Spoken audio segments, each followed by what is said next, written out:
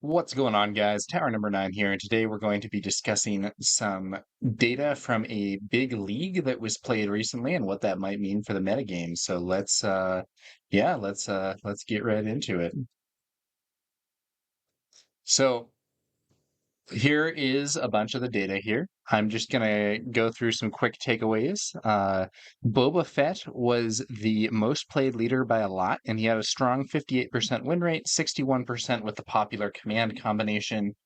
Brought down a little bit overall by things like yellow boba and red boba, which weren't quite as good. The yellow boba was still at a respectable 51%. Red wasn't doing as well. Han Solo was surprisingly the second most popular in the league and did fairly well across several different aspect combinations.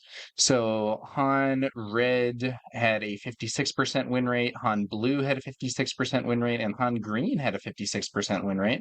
Han Yellow didn't do quite as well, so that pulled it down a little bit for an overall 55% win rate. But those are still good results with three different characters, or three different aspects rather. Sabine Wren came in third and was only very slightly behind Han in terms of overall games played. She had a 61% overall win rate, which was the best of any leader. And the double red Sabine build actually had a almost 70% win rate, which I believe was the best of any leader aspect combination that had more than 10 or 15 games played. Tarkin Tarkin double green, interestingly, had an 80% win rate, but that was with like 5 games, so I'm not sure that that's going to be incredibly indicative. Um, One thing that was kind of a surprise was that Iden Versio did really poorly in this league. Um, Iden had been considered maybe like the top control deck for some time, but I don't really know what happened. It really seemed to collapse. Her overall win rate was, there weren't all that many games played with her, but her overall win rate was only 28%. And Red Iden, which had been popular with multiple different versions, was doing well. I don't know about popular. Actually, I think in some ways the deck was unpopular and that people hated playing against it. But Red Iden wasn't doing very well with only a 13% win rate. Ended up going 2-14 in the league. That's really not good. But even the Green Iden wasn't even at 40%. So I'm not sure what's going on. I don't know if that means that Iden is struggling to deal with some of the harder control decks that have come out more recently, or whether this was just kind of a fluke result, or what exactly was happening. But for whatever reason, Iden was not doing well in this league, and actually Control as a whole was not really doing well.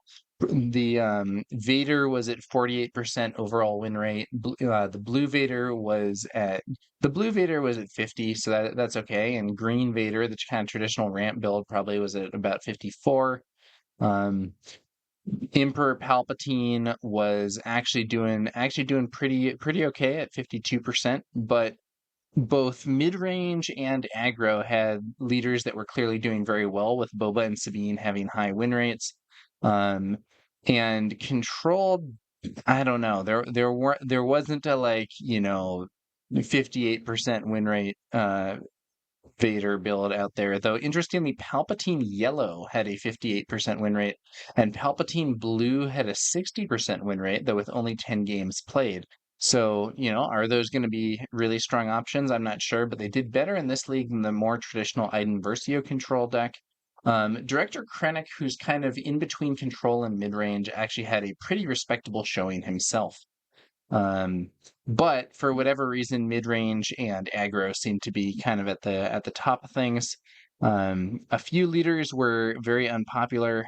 Um, Grand Admiral Thrawn, uh, not very many games played. Jin, not very many games played.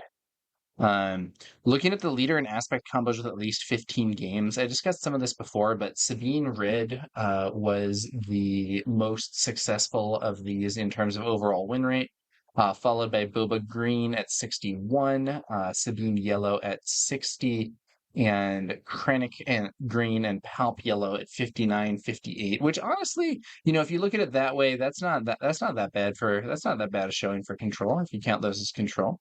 Boba Yellow was doing much worse than Green. So Boba Yellow was at about 51% and Boba Green was at about 61%. It's possible that Boba Yellow was struggling because of the Boba Green deck being the most played build. Boba Yellow does not really have a good mirror into Boba Green, in my opinion. It's hard to say though. Sabine Green was interestingly below 50% win rate, and I think that's odd. So Command Sabine is arguably the strongest Sabine, or at least it's the one that's had the, I think, most clear tournament results, maybe. But for whatever reason in this league, both Sabine Yellow and Sabine Red did much better than Sabine Green. Don't know if that's reflective of just, who happened to be playing or what exactly was going on, but for whatever reason, the less conventional yellow and red Sabine builds did a lot better than the green one this month.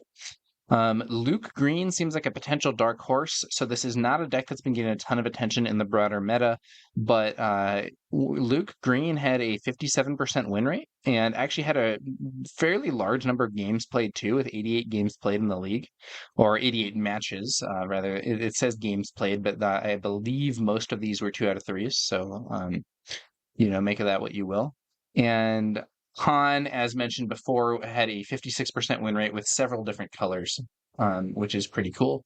Additionally, it may be worth noting that Leia, the kind of other aggro option along with Sabine, in terms of heroism aggro, was doing a fair bit worse with a 49% win rate on the Leia yellow, or on the Leia red deck, which is the most popular there.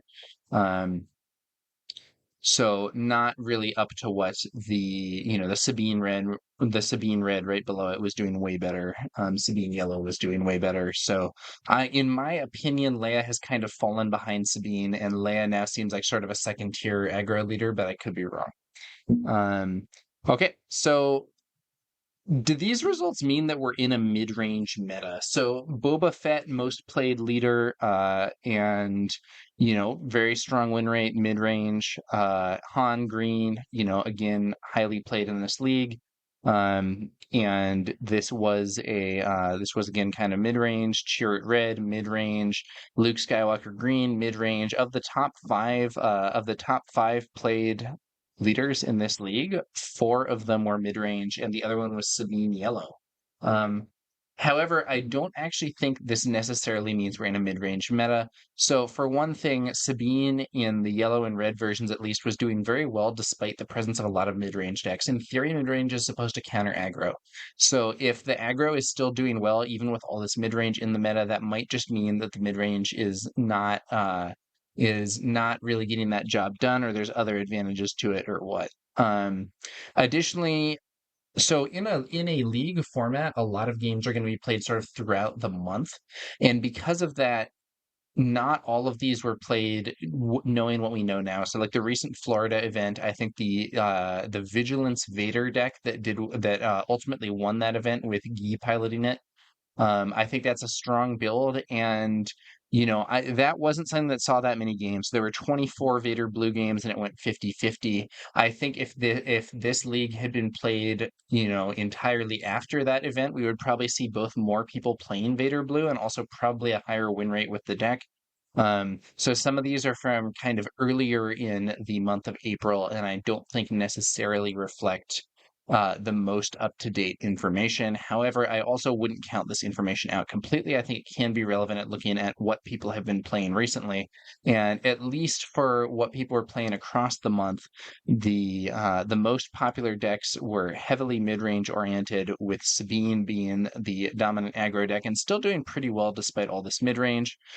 Iden was notable for having a major downfall and doing pretty poorly this month. I'm not entirely sure why. We'll have to see if that holds up in the future. All right, so that's gonna about do it for this one, guys. Just a quick video here, discussing some results from a big league and how they may or may not